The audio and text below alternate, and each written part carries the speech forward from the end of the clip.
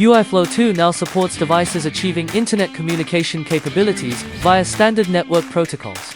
In the feature extension block, select the UDP function module under the software extension category.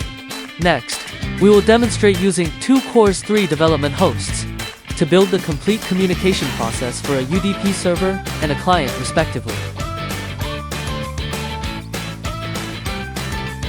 After initializing the WLAN wireless module, you can perform protocol-level development using the graphical Blockly programming blocks.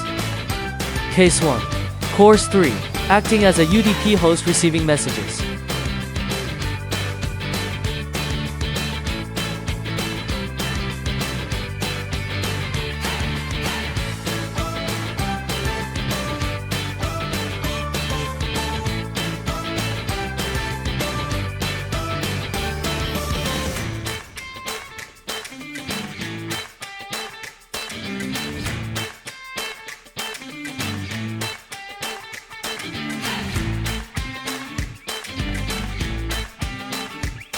Case 2. Cores3, acting as a UDP client, sending messages.